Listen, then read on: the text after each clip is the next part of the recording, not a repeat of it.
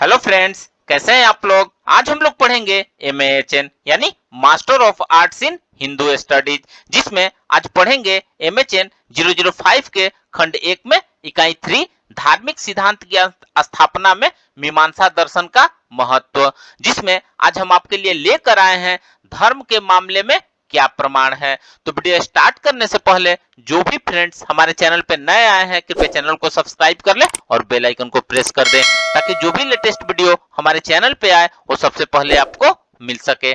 तो आइए ज्यादा टाइम को न लेते हुए चलते हैं अपने टॉपिक पर। धार्मिक सिद्धांत की स्थापना में मीमांसा दर्शन का महत्व में धर्म के मामले में क्या प्रमाण है, इसके बारे में पढ़ेंगे। तो आइए वीडियो के स्टार्ट करते हैं। यह सब कुछ होने पर भी जैमिनी ने धर्म जैसी इस उच्च वस्तु को अंधविश्वास से सर्वदा दूर रखना चाहा, और उसे जैसे ही समीक्षा शास्त्रों के लिए यह आवश्यक भी था। उसने इस दृष्टि से कहा कि इस प्रकार के धर्म को निमित्त को भी परीक्षा करनी चाहिए।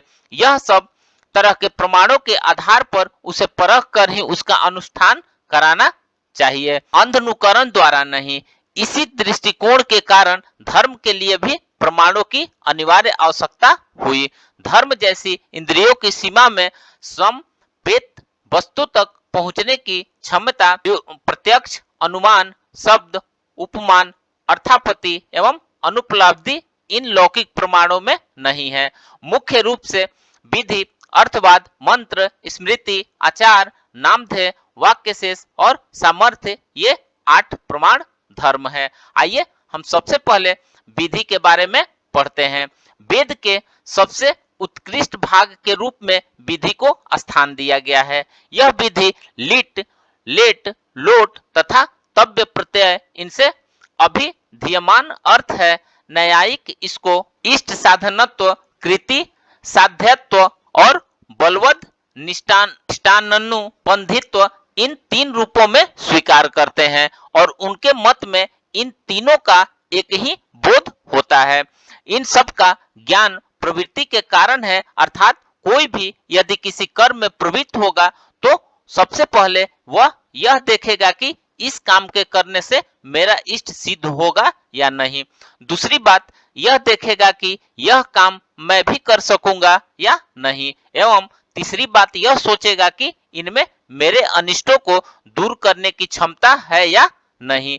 इन तीनों वाक्यों का उचित समाधान होने पर ही कोई भी किसी धर्म में प्रवृत्त होता है। ये सब विधि के ही रूप है, जो प्रवृत्ति के कारण है, जो प्रवृत्ति के प्रति कारण है। प्रवृत्ति के प्रति कारण होने ही के कारण विधि को प्रवर्तना कहा जाता है। उनके मत में ये लीड के अर्थ हैं। मीमांसक इनको इस रूप में स्वीकार नहीं करते हैं। उनका कहना है कि इष्ट साधनत्व, कृति साध्यत्व और बलवद निष्ठानुबंधित्व ये तीनों ही लीड के अर्थ नहीं है। ये तीनों के बिना लीड के बताए आए हुए स्वतः आक्षिप्त हो जाते हैं। विधि वाक्य ने दर्शन पूर्णा मासस्मया स्वर्गो कामो तेजस इस रूप में दर्श पूर्णा मास का विधान किया है।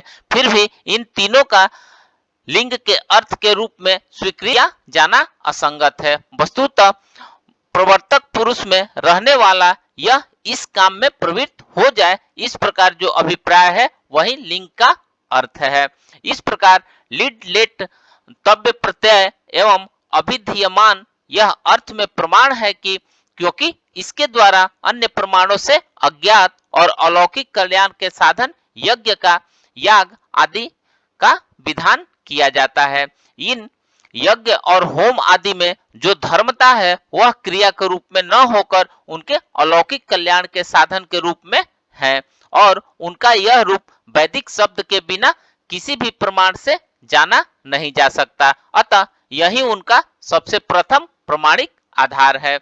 आइए अब नेक्स्ट देखते हैं अर्थवाद। वेद का दूसरा भाग अर्थवाद है। ये अर्थवाद विधेय अर्थ को स्तुति कराते हुए प्रमाण बनाते हैं। उदाहरण के लिए ईश्वर्य चाहता है वह वायव्य याग करें।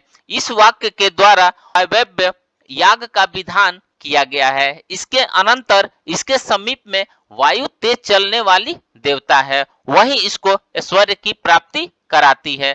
यह वाक्य श्रुत है, उसका यदि यह मुख्य अर्थ हो ग्रहण किया जाएगा तो वह सर्वदा असंबद्ध प्रलाप होने के कारण ही अनर्थक होने लग जाएगा, क्योंकि हम तो यह पहले से ही प्रतिज्ञा कर चुके हैं कि जो वाक्य किया या उससे संबंधित अर्थ का ज्ञान कराएगा वही प्रमाण है, वह शेष नहीं है।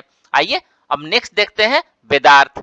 निर्णय तथा धर्म शास्त्र में मीमांसा का महत्व। विश्व के प्राचीनतम ग्रंथ त्रगादि वेद है। प्रत्येक तत्व जिज्ञासु वेदों की तरह तह में पहुंचने का प्रयत्न सदैव से करता आया है। वेदों के अर्थों का निर्णय जो व्यक्ति काव्य कोशादि के बल पर करना चाहता है उसका यह साहस मात्र ही कहा जाएगा। वेदार्थ का परिष्कृत स्वरूप भी तभी निखर सकता है जब मीमांसा का पूर्णतः आश्रय लिया जाए।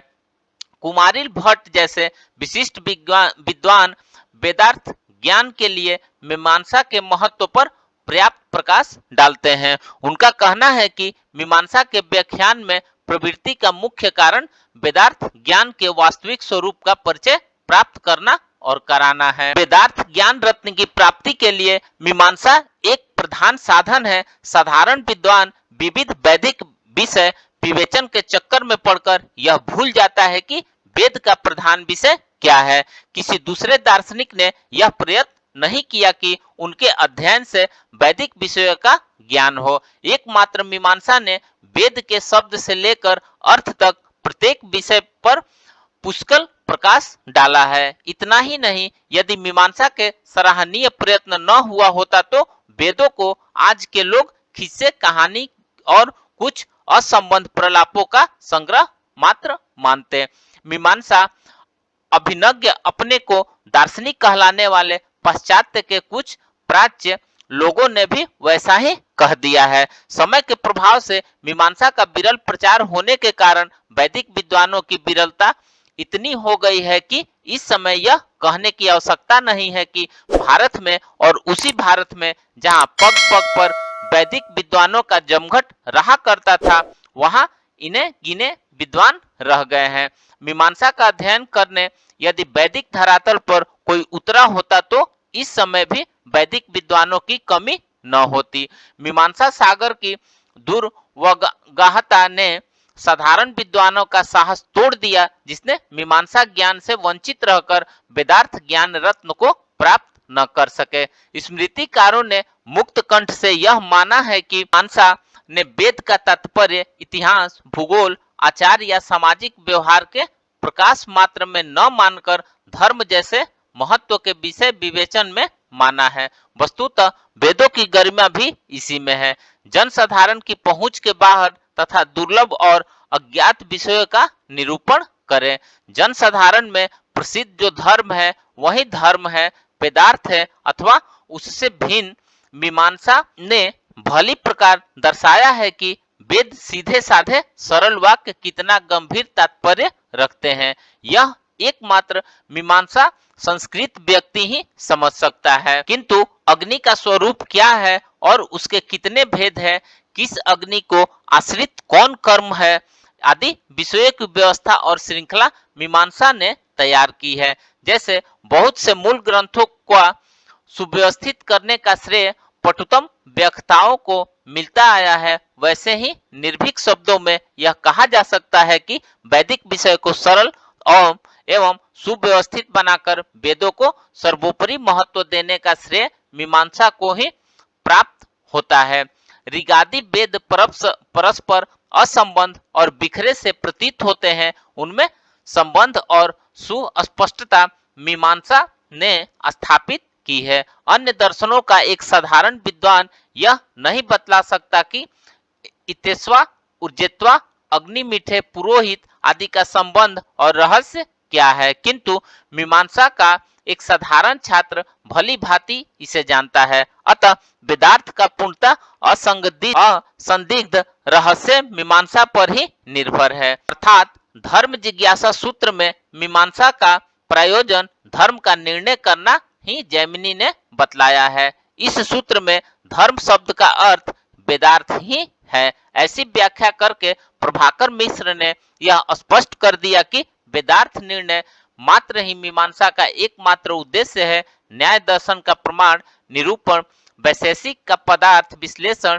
सांख्य योग का प्रकृति पुरुष विवेचन एवं वेदांत का ब्रह्म ज्ञान के प्रतिपादन में जितना महत्व है उससे भी अधिक हमारा मीमांसा का वेदार्थ प्रतिपादन में है। सभी विद्वान यह जानते हैं कि दूसरे दर्शन अपने मुख्य उद्देश्य से भिन्न विविध पदार्थों के निरूपण में जितने उग्र हैं उतने अपने मुख्य लक्ष्य के प्रतिपादन में नहीं है। किंतु मीमांसा सूत्र का विशाल कलेवर एकमात्र वेदार्थ निर्णय से ही संलग्न है।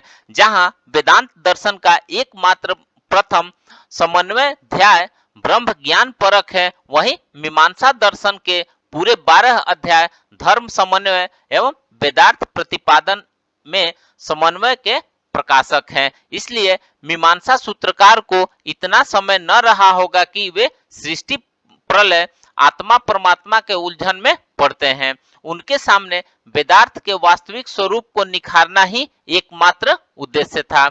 उनकी सिद्धि में वे 100% सफल हुए। यह सृष्टि प्रलय आत्मा परमात्मा भी वेदार्थ कक्षा से बाहर नहीं है, तथापि ज्ञान याज्ञोपयोगी वेदार्थ को ही संभवतः धर्म शब्द से लिया गया है और उसी के प्रकाश से प्रकाशित सभी पदार्थों को ऋषि ने देख लिया था। शास्त्रों के दो भेद परिलक्षित होते हैं, एक वे जिनके अध्ययन अध्यापन से प्रवचन कौशल मात्र प्राप्त होता है और दूसरे शास्त्र वे हैं जिनके अध्ययन से काव्यानुष्ठान में प्रवृत्ति होती है। मीमांसा दर्शन कर्तव्य परायणता की ओर बालक से लेकर वृद्ध तक अपने सभी अधिकारियों को ऐसा प्रवृत्त करता है कि उनका एक क्षण भी वेदार्थ अनुष्ठान के बिना नहीं रह सकता। ब्रह्म ज्ञान अनुष्ठेय नहीं है, अतः उसके प्रकाशन की आवश्यकता मीमांसा दर्शन को नहीं हुई होगी। इसलिए वेदार्थ प्रकाशन के अतिरिक्त मीमांसा ने अपने क्षेत्र को विस्तृत नहीं किया।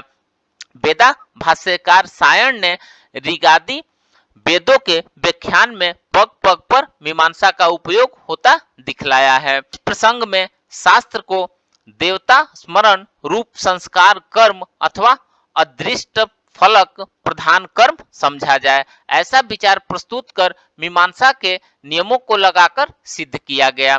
यह प्रधान कर्म है। इसी तरह तैत्तिरीय ब्राह्मण प्रथम कर्म कांड प्रथम पाठक के पंचम अनुवाद में विचार उपस्थित किया गया है कि पौमानेष्टि से आह्वानीयादि अग्नियों के संस्कृत होने पर भी दर्श पूर्णमासादि कर्मों का अनुष्ठान किया जाता है। उसी तरह पौमानेष्टियों का भी उसी संस्कृत अग्नि में अनुष्ठान होना चाहिए। तब सिद्धांत किया कि असंस्कृत अग्नि में ही उनका अनुष्ठान होगा। इस तरह 10वें अध्याय के द्वितीय पाद के विचार का उपयोग यहाँ किया गया है। तो फ्रेंड्स, इस प्रकार से आज हमने धार्मिक सिद्धांत की स्थापना में मीमांसा दर्शन का महत्व में धर्म के मामले में क्या प्रमाण है के बारे में पढ़ा। तो मिलते हैं एक नए वीडियो के साथ में, तब तक से हमारे चैनल पे बने रहिए। धन्यवाद।